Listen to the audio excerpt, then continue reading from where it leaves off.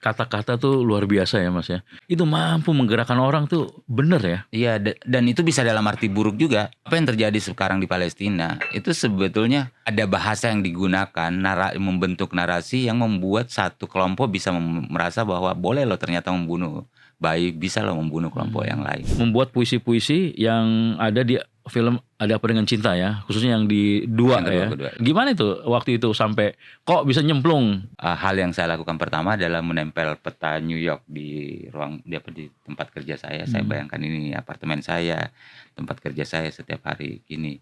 Dan selama 6 bulan saya tidak bercermin gitu. Jadi saya menghindari semua benda yang bisa memantulkan wajah saya. Oh, sampai sebegitunya ya? Ya, karena saya nggak seganteng Rangga soalnya.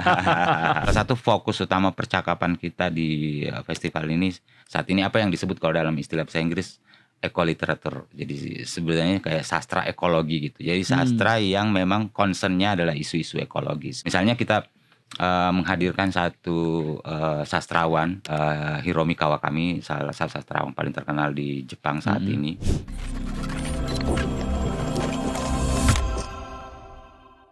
Halo, apa kabar? Jumpa kembali dalam Bicara-Bicara podcast di Alsinta. Kita akan bahas mengenai Jakarta International Literary Festival. Sebuah acara yang keren banget tentang sastra. Nah, semua acara atau semua item-item program, karya, serta narasumber dikurasi oleh seseorang yang hadir dalam acara podcast Bicara-Bicara kali ini, yaitu Mas Aan Mansur. Apa kabar Mas? Halo Mas Aryo. Alhamdulillah baik.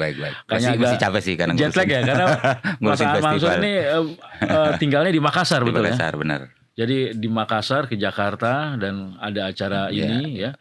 Mas, cerita dong ke kita ini ya mengenai Jakarta International Literary Festival. Ini apa sih sebenarnya yang bisa disampaikan ke masyarakat? Ya, sekali lagi terima kasih dulu sama bicara-bicara.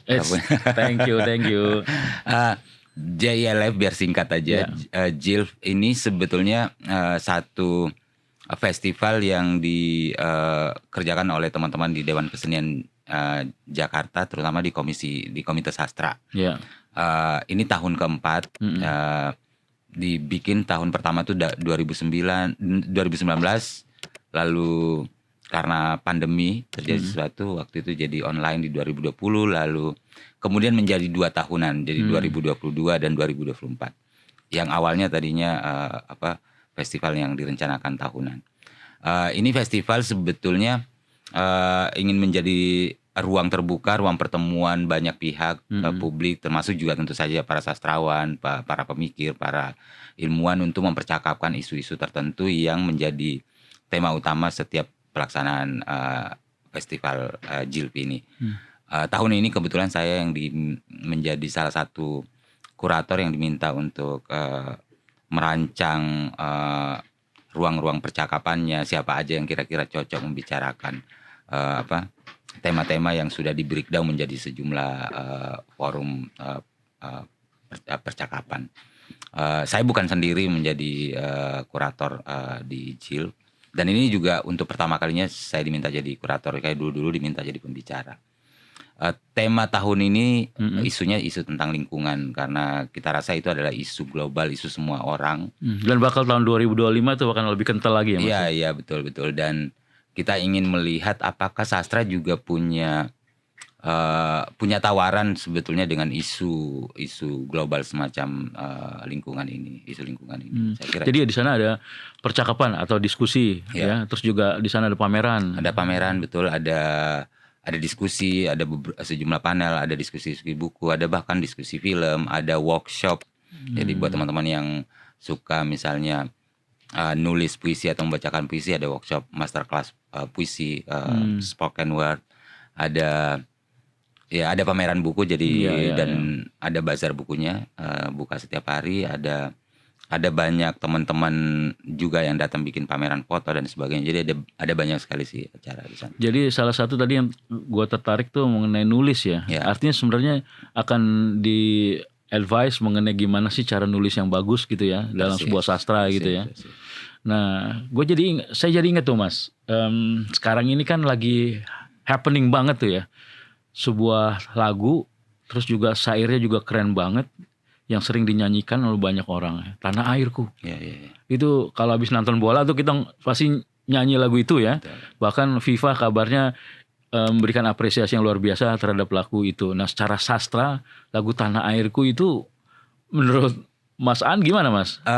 Ya, ini sebenarnya membuktikan bahwa kenapa festival-festival seperti sastra penting, karena lagu itu tadi membuktikan bahwa kata-kata tuh bahasa. Karena kalau kita ngomong sastra kan pasti kita ngomong bahasa ya. Betul. Artinya bahasa, kata-kata itu punya power sebetulnya, bahkan mengumpulkan orang, membuat orang merasa menjadi satu bagian dari sesuatu yang mau diperjuangkan gitu. Saya kira itu lagu yang sangat bagus membuktikan bahwa bahkan orang-orang yang sebetulnya mungkin tidak tertarik sastra menyadari betul bahwa kata-kata itu punya kekuatan yang besar sekali gitu. Memang kalau kita lihat ya, Tanah Airku tidak kulupakan, itu very magis banget ya. Betul. Itu kan sebenarnya dari kayak lirik lagu, syair seperti itu yang memang dipertimbangkan kalimatnya, itu kurang lebih seperti puisi bisa kita sebut puisi, dan artinya dia punya kekuatan sebetulnya. Kalau Mas Aryo tadi bilang magis gitu, dia bisa, bayangkan puluhan ribu orang berada di stadion menyanyi, dan kita merasa tiba-tiba sangat mencintai tanah air ini, menjadi sangat nasionalis. Artinya sebetulnya bahasa punya kekuatan besar. Dan kurang lebih itu yang kita mau uji coba sebetulnya. Masih betulkah? Karena kita tentu saja berada di satu situasi yang tidak baik-baik saja. Bumi tidak baik-baik saja gitu. Dan ini secara global gitu. Dan semua orang menghadapinya.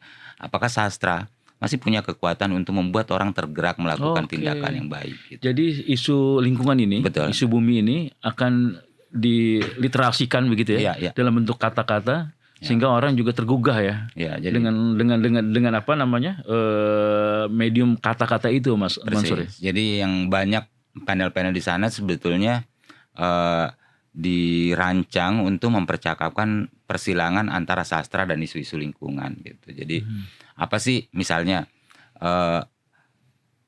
di dalam sastra, apakah penulis-penulis sekarang, sastrawan-sastrawan sekarang bagaimana mendesain karya mereka dengan keterhubungannya dengan isu-isu lingkungan. Apa yang mereka inginkan pembacanya baca. Karena kan tentu saja sastra itu selalu, dan secara umum lah kesenian, seni itu termasuk sastra. Biasanya dalam situasi-situasi genting, situasi-situasi yang sangat seperti bencana atau tragedi, itu biasanya kita pergi ke seni untuk mencari semacam ketenangan, refleksi, atau bahkan keberanian untuk bertindak, atau dalam situasi yang sangat kelam kita mencari di ruang-ruang seperti sastra seni itu untuk mencari semacam harapan untuk bisa melanjutkan kehidupan gitu. Nah, kurang lebih itu sebetulnya yang kami para kurator merancang percakapan antara sastra dan isu-isu ini. Jadi yang hadir juga bukan hanya sastrawan, tapi ada aktivis lingkungan, ada para ilmuwan, akademisi gitu, atau bahkan para jurnalis yang memang concern di isu-isu ini gitu. Nah, coba sekarang kita masuk dikit ya Mas ya, mengenai sastranya itu sendiri.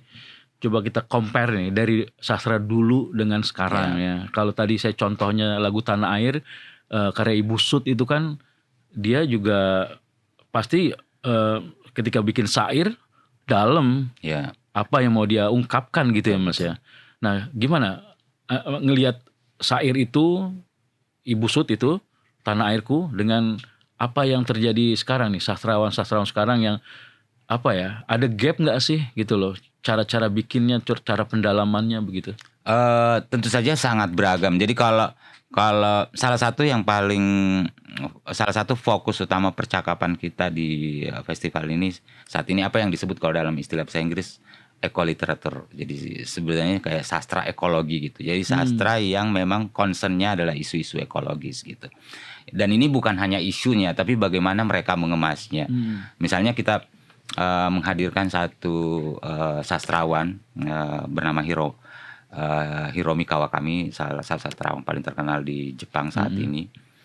Misalnya menulis novel-novel tentang isu-isu ratusan orang yang harus meninggalkan komunitasnya, meninggalkan pulaunya, tanahnya gitu karena peristiwa karena gempa dan tsunami yang kemudian meledaknya reaktor nuklir sana, di sana. Dan kemudian efeknya terhadap hubungan antara manusia dengan tanah, dengan alam gitu. Itu yang terus menerus dia coba tulis dalam beragam bentuk di novel-novelnya atau di cerita-ceritanya. Nah, dalam konteks Indonesia kita juga selalu seperti itu. Taruhlah tadi kalau kita ngomong penyair misalnya, saya kira penyair bahkan tidak secara langsung pun mereka berpikir tentang mau mengadvokasi isu lingkungan. Kita bisa baca bagaimana penyair-penyair itu selalu bisa menggunakan metafora-metafora alam untuk menjelaskan perilaku manusia gitu. Artinya sebetulnya di karya sastra kita bisa membaca dengan mudah relasi yang harmonis antara manusia dan alam gitu. Tapi tentu saja itu yang harus kita pikirkan, apakah sastra tidak hanya sekadar menggunakan alam sebagai objek atau subjek yang mereka bahas, tapi juga bisa menggerakkan pembaca lebih banyak untuk bertindak untuk kepentingan bumi yang lebih baik. Itu yang kurang lebih sebetulnya. Tapi memang kata-kata tuh luar biasa ya Mas ya. Betul. Kalau dibuat, dirangkai dengan sesuatu, dengan knowledge, dengan pendalaman, itu mampu menggerakkan orang tuh, bener ya. Iya, dan itu bisa dalam arti buruk juga. Iya, karena beberapa negara tuh sempat ada literasi di media sosial untuk gini, akhirnya jadi pemberontakan, jadi apa begitu ya. Apa yang terjadi sekarang di Palestina itu sebetulnya karena ada bahasa yang digunakan, membentuk narasi yang membuat satu kelompok bisa merasa bahwa boleh loh ternyata membunuh bayi, bisa loh membunuh kelompok yang lain. Artinya kata-kata sebetulnya bisa jahat juga ya. Iya, bisa jahat juga. Jadi kalau kita lihat kan seringkali kalau sastrawan ditanya atau orang-orang yang belajar bahasa ditanya apa fungsinya bahasa, ya dia seperti pintu untuk menghubungkan orang lain. Tapi sebetulnya bahasa bisa jadi tembok gitu. Iya. Kalau sekarang karena saya orang Bugis, saya pakai bahasa Bugis, saya bangun tembok dengan bahasa karena Mas Aryo nggak ngerti gitu. Atau kita bisa bilang bahasa itu sebetulnya untuk menjernihkan situasi. Ya kita lihat, kita buka sekarang media sosial kita lihat bahasa digunakan mengeruhkan segala macam hal gitu ya. Orang bisa bilang kalau mungkin merasa progresif gitu bahwa senjata itu adalah kata untuk melawan penindasan. Ya sebetulnya kita sadari atau tidak, kita semua juga ini adalah korban bagaimana satu kelompok yang lebih berkuasa menggunakan bahasa untuk menindas kita kan. Persis. Jadi sebetulnya bahasa tuh ya sekarang tergantung deh seperti kamu mau gunakan untuk membunuh atau sebetulnya untuk sesuatu yang bagus. Yang positif gitu ya. Persis. Kalau kadang untuk sesuatu yang positif itu jadi bahasa itu membuat kita sebagai satu kesatuan begitu ya. Persis. Kayak misalnya isu Palestina ya, dengan narasi-narasi yang memang bisa menggugah masyarakat dunia itu bahwa ini sebenarnya adalah satu kejahatan perang gitu. Dan kita atau masyarakat internasional pun akhirnya chip in ya, membantu mereka. Persis, itu kan narasi yang dibuat dalam bentuk kata-kata bahasa begitu ya Mas ya. Dan sebaliknya, maksudnya pihak-pihak yang mendukung genosida ini juga sebetulnya karena ada narasi, ada kata-kata, ada bahasa yang digunakan untuk membuat mereka yakin sekali bahwa mereka berada di pihak yang benar. Jadi sebetulnya kata-kata itu luar biasa. Tapi karena kita mungkin merasa setiap hari kita ngomong gitu, jadi kita nggak perlu merasa ya biasa aja, sekadar alat komunikasi. Tapi sebetulnya bahasa tuh punya kekuatan yang jauh lebih besar dari sekadar itu. Dan bisa juga lebih berbahaya dari yang kita sadari. Persis. Apalagi kalau udah di framing dalam sebuah karya film misalnya. Iya betul. Ya kan, orang yang tadinya biasa aja, mas keluar bioskop gitu, pas keluar bioskop itu bisa dengan raut yang berbeda ya. Tiba-tiba merasa seperti aktor yang tampan gitu. Jalannya juga jalannya bagus gitu ya, yang keren gitu. Kayak ini nih si siapa? Una ini. Una jalannya kalau nonton superhero gitu serasa jadi superhero ya. Betul. Baru kali ini loh. Artinya sebetulnya kesenian termasuk sastra yang menggunakan mediumnya bahasa itu sebetulnya punya potensi untuk menggerakkan. Nah, dalam situasi seperti kerusakan masif yang dilakukan oleh manusia, oleh kita terhadap bumi, sebetulnya sastra bisa menjadi bagian untuk menavigasi isu-isu semacam itu kan. Sebetulnya. Itu kalau digunakan secara baik ya, kita bisa membuat satu kondisi-kondisi tertentu sesuai dengan apa yang kita inginkan gitu, dalam hal positif gitu Mas Aan. Kalau tadi di film, saya sempat baca juga portofolio Mas Aan membuat puisi-puisi yang ada di film Ada Apa Dengan Cinta ya, khususnya yang di dua ya. Mas Aan, gimana itu waktu itu sampai kok bisa nyemplung di situ begitu? Karena saya memang terbiasa nulis puisi, dan ketika film itu sedang di-develop untuk dibikin, didekati oleh produsernya Mira Lesmana waktu itu untuk bikin puisi-puisi untuk film itu. Tapi kemudian saya bilang, oke, kita bikin kolaborasi. Saya rancang aja satu buku puisi yang saya bayangkan diri saya Rangga, jadi sekitar 6 bulan menulis puisi, membayangkan diri saya Rangga. Jadi itu betapa jahat sebenarnya, karena ini Rangga ada di sini. Enggak seganteng Rangga. Rangga Unai maksudnya di Jadi sini. saya berakting kurang lebihnya selama 6 bulan menjadi Rangga. Oh, jadi masuk ke frame itu ya? Iya, masuk ke dalam semesta Rangga gitu untuk membayangkan situasi tinggal di New York dan kemudian menulis puisi-puisi itu. Dari kumpulan itu ada bukunya terbit waktu itu, judulnya Tidak Ada New York Hari Ini. Dari buku itulah kemudian dipilih sekitar 4 atau 5 yang muncul di potongan-potongannya di film itu yang dibaca Rangga sama. Tapi emang kerasa banget ya kalau kita nonton film itu tuh jadinya kita ada di situasi itu gitu. Betul. Emang gimana sih itu proses karya itu Mas ya? Even mungkin Mas Aan nggak tahu juga mana yang mau diambil. Ternyata ada 4 yang diambil, misalnya tadi Mas Aan bilang. Gimana cara menjawantahkan itu ya ke sebuah tulisan, sebuah karya, sebuah kata-kata begitu? Tentu saja saya melakukan riset gitu, karena saya juga nggak pernah ke New York. Tapi saya kemudian membaca buku-buku yang kurang lebih saya bayangkan ditulis oleh penulis-penulis yang sama dengan Rangga. Jadi orang dari semacam penulis hybrid gitu, orang yang imigran yang datang ke New York untuk tinggal. Lalu saya juga bekerja dengan banyak fotografer yang untuk memberi saya semacam, saya bisa membayangkan atmosfer kalau musim dingin New York itu seperti apa, kalau musim semi dan seterusnya dan seterusnya. Tapi emosinya tuh Mas, kok masuk banget gitu? Dan selama 6 bulan saya benar-benar membayangkan diri saya Rangga gitu. Jadi gitu. Hal yang saya lakukan pertama adalah menempel peta New York di tempat kerja saya. Saya bayangkan ini apartemen saya, tempat kerja saya setiap hari gini. Dan selama 6 bulan saya tidak bercermin gitu. Jadi saya menghindari semua benda yang bisa memantulkan wajah saya. Oh, sampai sebegitunya ya? Ya, karena saya nggak seganteng Rangga soalnya. Enggak lah, 11-12 kok. Tapi maksud saya gini, ketika nulis itu emosi yang dicurahkan dan dituangkan dalam kata-kata itu gimana sih? Kalau misalnya karena saya banyak ngobrol sama teman-teman yang ada di olahraga misalnya, dia tuh ada namanya muscle memory. Jadi ketika dia melakukan sesuatu karena muscle-nya emang udah terlatih, ya udah jadilah begitu. Betul. Gitu loh. Nah, kalau seorang pembuat syair, puisi dan sebagainya, apakah dia memiliki vocabulary yang banyak misalnya gitu atau gimana sih Mas? Iya, tentu saja sebenarnya ya itu tadi ya, selain ada riset tapi kan juga kita harus tahu misalnya di semesta ini rasanya sebetulnya ada banyak hal kalau kita ngomongin emosi yang sebenarnya cukup universal gitu. Bahwa kita semua ini pernah berada di situasi di mana kita jauh dari orang yang kita cintai gitu. Kita merindukan seseorang yang lain. Kita berada di kota yang sebetulnya kota yang membuat kita jauh dari kota di mana kita harusnya berada gitu. Maksudnya kita berada di situasi seperti itu. Nah, puisi ini mencoba menangkap kompleksitas perasaan Rangga selama kurang lebih dalam cerita itu 14 tahun berada di New York gitu. Jadi kalau kita baca puisi-puisi itu juga sebenarnya ada puisi yang memang secara emosinya yang ditangkap adalah kurang lebih kayak Rangga waktu awal-awal tiba di New York tuh apa sih yang dilakukan gitu. Kenapa dia memutuskan ikut bapaknya pergi dan seterusnya misalnya kayak gitu-gitu.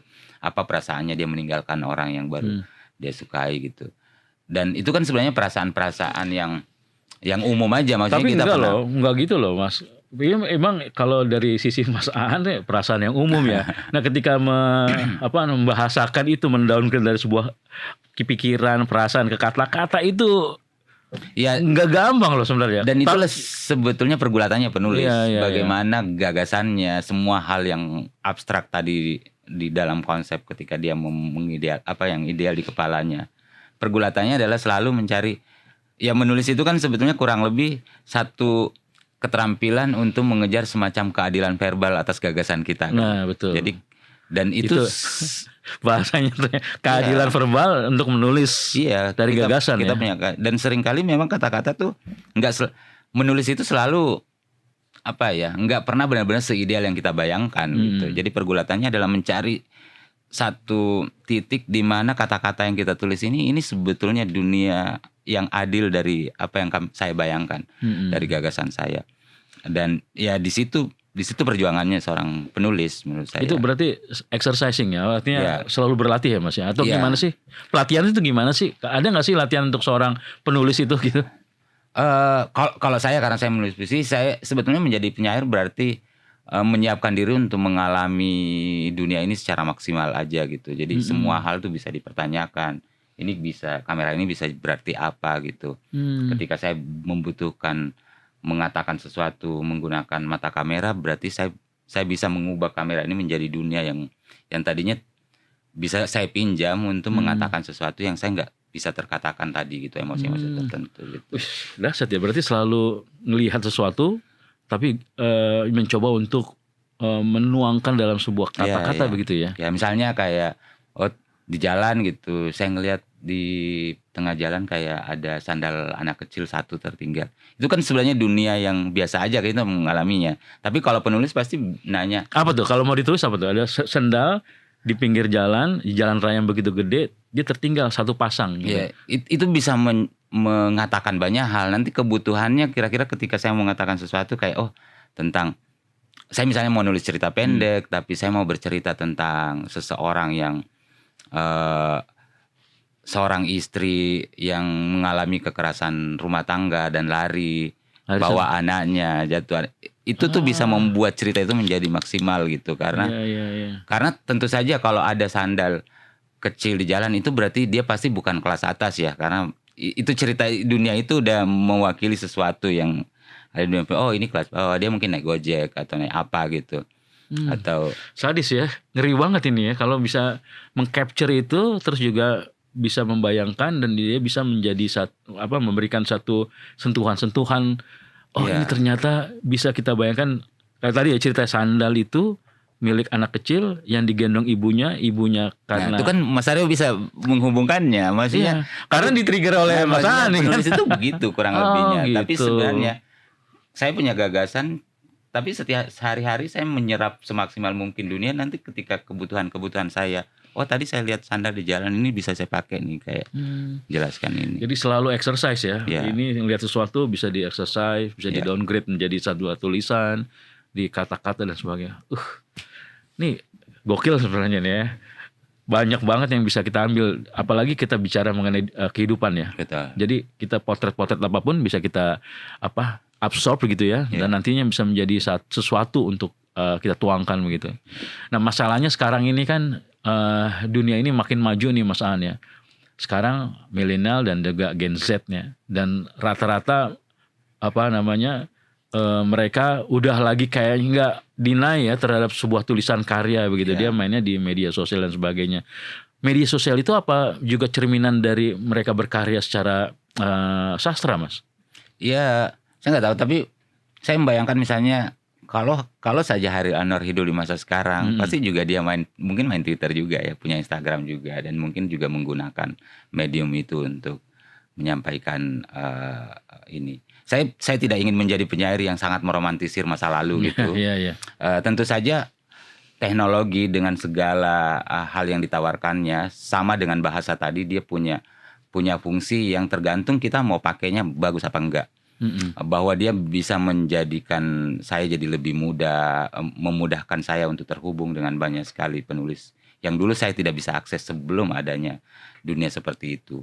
Itu saja sudah ini.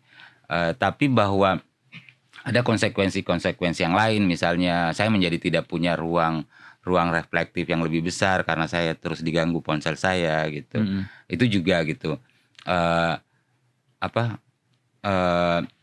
Kemampuan saya untuk membaca lebih lama menjadi berkurang gitu. Karena saya semacam mengoutsourcing kemampuan saya di media sosial gitu. Dia bisa membuat kita menjadi tidak lebih kritis berpikir karena kita merasa kayak sudah bisa dipakai AI untuk menulis. Jadi sebetulnya tergantung kita apakah kita mau menggunakan teknologi ini untuk semacam mau menyerahkan kreativitas kita, imajinasi kita, daya kritis kita ke mereka. Karena di setiap era kan sebenarnya kita pernah mengalami situasi seperti itu ya. Kayak waktu ditemukan kamera, orang merasa kayak kayaknya nggak ada lagi nih pelukis karena lebih mudah nangkap, mengimitasi alam gitu dengan kamera. Ternyata enggak kan? Ternyata enggak, harga lukisan tetap jadi jauh lebih mahal daripada harga sebagus apapun karya fotografi itu. Waktu televisi ditemukan, orang bilang kayaknya orang nggak membaca buku, membaca koran lagi karena sudah ada televisi gitu. Radio mungkin orang nggak lagi mendengar radio karena ada televisi. Buktinya orang karena ya selalu situasi seperti itu sebenarnya berulang gitu. Dan dinamis ya. Iya, itu juga membuktikan bahwa sebagai manusia kita punya daya sejauh ini, semacam daya kreativitas, daya imajinasi yang belum bisa digantikan oleh teknologi secanggih apapun. Kita selalu ingin melampaui kemampuan-kemampuan seperti itu gitu. Oh iya, ini ada tambahan nggak apa-apa? Ini ada tanya seperti oke. Sebentar. Ada 2 pertanyaan nih kayaknya nih sebelum ditutup ya. 1, siapa saja sih penulis? Dari Mas Anggi, siapa saja sih penulis terutama lokal yang menjadi inspirasi buat Mas Aan? Nah, satu lagi, seperti apa almarhum Pak Sapardi Djoko Damono dan Joko Pinurbo di mata Mas Aan setelah tadi berbicara soal sastra dan zaman yang berubah? Ini pertanyaan ini gue agak ngerti nih, tapi gue bacain aja. Thanks ya. Oke, siapa ya? Ada banyak tentu saja, karena saya tentu saja sebagai generasi yang jauh lebih belakangan datang dengan orang-orang itu tadi, ya saya membaca karya-karya mereka gitu. Tapi menjadi penulis juga sebetulnya menyadari bahwa konteksnya bisa sangat berbeda gitu. 2 nama penulis yang disebut tadi datang dari kebudayaan yang sangat berbeda sama saya. Saya menghormati mereka, saya membaca karya-karyanya. Tapi semakin siapa sih ini? Tunggu. Ini dia almarhum Sapardi Djoko Damono dan Joko Pinurbo itu 2 penyair besar Indonesia yang satu meninggal 2019, yang baru Joko Pinurbo baru beberapa waktu yang lalu. Dari Pak Sapardi 2019, Pak Jokpin baru 2023 ya. Yang the best dia ya untuk dua nama yang besar sekali untuk dunia perpuisian Indonesia. Saya menghormati, saya cukup akrab bukan hanya karena sesama penulis, tapi secara personal cukup dekat dengan kedua orang ini gitu. Jadi saya belajar banyak sekali pada mereka. Jadi bisa dibilang terinfluence juga ya? Iya, banyak pengaruh itu tadi. Tapi bagaimanapun dalam dunia kepenulisan, semakin kita melakukannya, kita akan semakin sadar kalau cuma Sapardi Djoko Damono yang bisa jadi Sapardi Djoko Damono, semua Joko Pinurbo bisa jadi Joko Pinurbo. Selain 2 tokoh ini, inspirasi Mas Aan? Ada banyak, tentu saja ada banyak sekali penulis-penulis yang sekarang bukan hanya penyair ya. Ada dalam dan luar negeri. Ya banyak. Ya kalau mau disebutkan sih sebenarnya banyak sekali. Banyak ya. Tapi terutama juga seringkali kalau kita ngomong misalnya kepenyairan atau kepenulisan, apalagi karena saya laki-laki, orang tuh selalu cenderung kepenyairan atau sastrawan tuh yang dibayangkan hanya laki-laki. Ada banyak sekali penulis perempuan gitu dan karyanya bagus-bagus gitu. Ya mereka itulah buat saya penting sekali untuk tetap terhubung dan mempelajari. Tapi juga saya selalu punya catatan gitu. Kalau kita membayangkan dunia yang lebih baik ke depannya, saya juga bukan semacam penulis yang terlalu terobsesi sama masa lalu gitu. Kayak konteksnya bisa berbeda sekali, dan bisa jadi lidah saya sangat berbeda dengan mereka gitu. Karena setiap orang mempunyai karakter dan ciri khas tersendiri ya. Persis. Bagaimana dia melihat dan bagaimana dia menulis. Tapi tentunya bisa terinfluence dengan apa yang dia baca kan begitu ya. Betul. Ada orang yang mengatakan bahwa ini generasi sekarang ini agak susah nih untuk membaca ya. Artinya ketika nggak membaca juga agak susah juga untuk menulis. Ya. Sebenarnya gapnya di mana sih Mas? Itu persis. Memang kalau menulis itu ya pasti pekerjaan utamanya ya membaca juga. Maksudnya nggak bisa bisa kita lakukan karena itu tadi kebutuhan menemukan kata yang banyak, kombinasi sejumlah hal untuk bisa kita gunakan menemukan keadilan verbal tadi itu, ya tentu saja datang dari sejauh apa kita Jadi gua agak sedikit berkesimpulan nih. Jadi karena kita terlalu didistract dengan media sosial yang ada di gadget kita, jadi kita lihat terus gitu.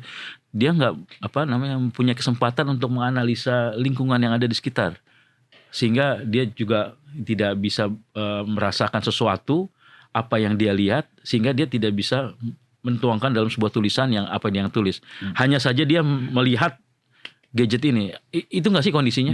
Bisa juga seperti itu. Tapi ada banyak hal sebetulnya prosesnya ya dalam di level kognitif tentu saja juga mengubah cara kita ngelihat ya. Maksudnya ya itu tadi.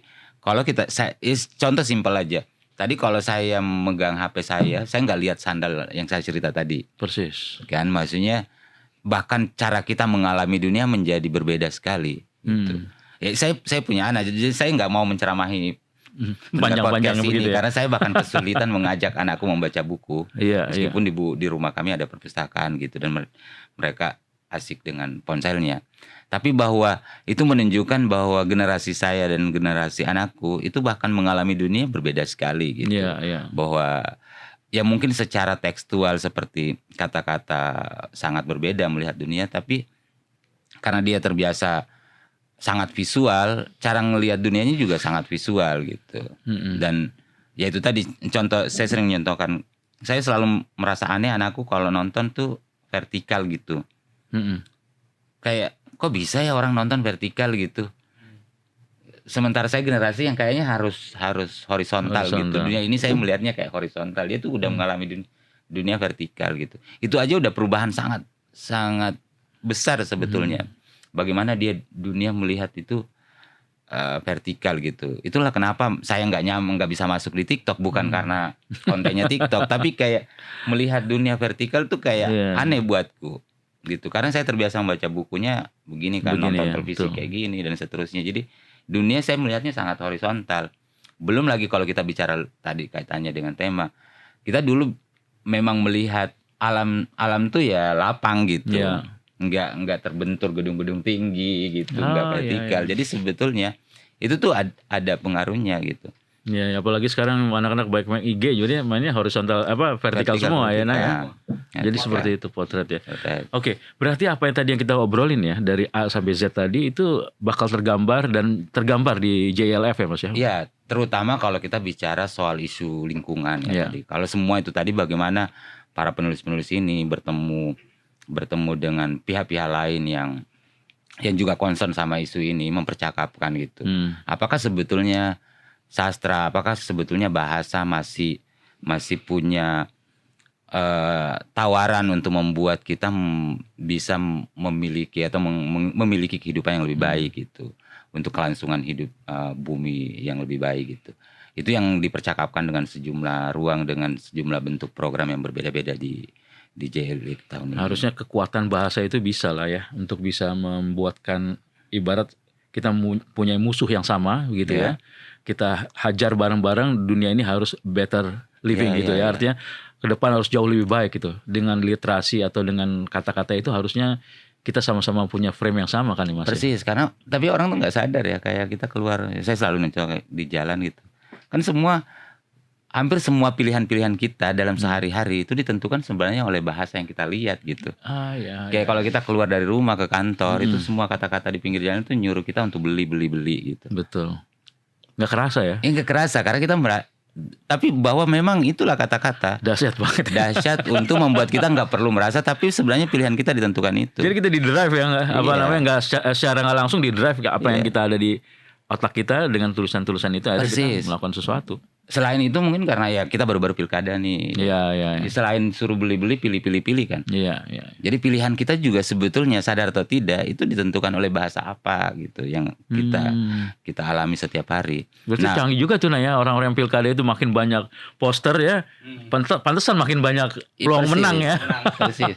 Nah, kalau kita menyerahkan bahasa digunakan untuk kepentingan-kepentingan yang merusak buat kita, kayak merusak bumi dan sebagainya, ya kan sebenarnya yang korban kita semua kan sebetulnya. Nah itulah fungsi-fungsi apakah sastrawan masih bisa menjadi bagian dari menggunakan bahasa, karena ya tentu saja sastrawan adalah salah satu pihak yang paling pertama menyadari bahwa bahasa punya kekuatan besar. Insya Allah bisa Mas. Karena bahasa kekuatan. Termasuk kayak kita ngomong gini Iya, kan. ini kan kita ngomong ini meliterasi orang, Betul, ya kan, betul. sehingga nanti kita sama-sama mempunyai isu yang sama, lingkungan ini harus oke lah gitu lah di kedepannya dengan kata-kata seperti ini.